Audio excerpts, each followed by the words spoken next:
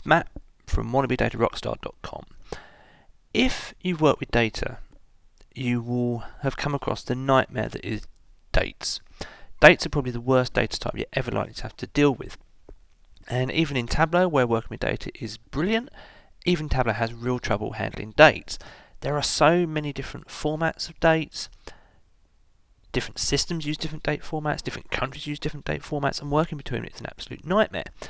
What tends to happen with Tableau is that you will import some data, as we've done here. So here I've got an Excel sheet that has some RAG statuses of different projects. And you can see in the middle there we've got this date field. And the format is the portion of the day, then the date, then the month, and the year. Now I'd like to use that data in Tableau. Now currently our production system is 9.2, so if I load this up into Tableau 9.2, this is what we get. So Tableau interprets that as a string, it doesn't know how to format that as a date.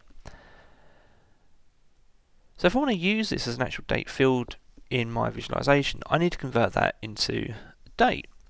And to do that, we have to use a calculated field, because Tableau can't convert it automatically. And I have to use one of the date functions.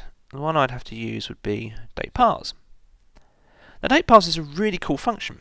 It will take a string and convert it into a date format.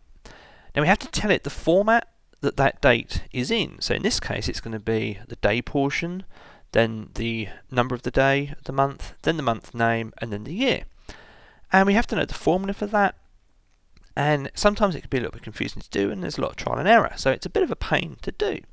Now the good news is, and this is really exciting good news, that in Tableau 10.2 they've got automatic date parsing. So here is that same file opened up in Tableau 10.2, the beta version. So it's automatically opened it as a string still, because we haven't told it to do anything.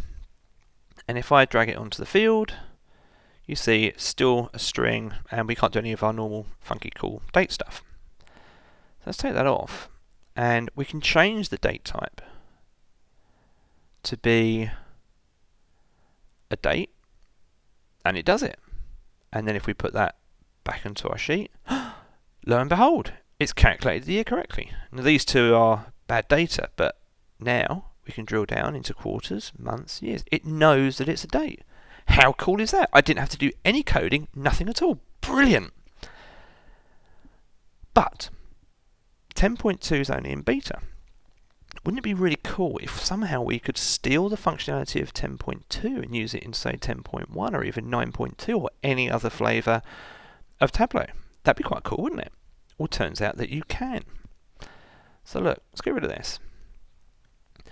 Now, if we duplicate this date, so now we have this copy, you see a little icon down here, that little equals. Now the equals in Tableau means that it's created a calculated field. And if we right click on here and do edit, we can see that this calculation just consists of the original date. So we can use that to our advantage. What happens now if we change this from being a string to a date? I'm going to reset. Get rid of that.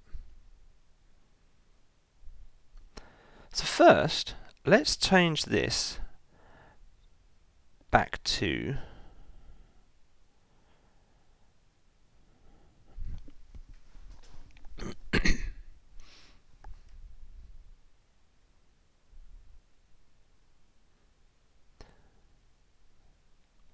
so look what happens. If we duplicate this date to have a copy of it, we see that little equals there.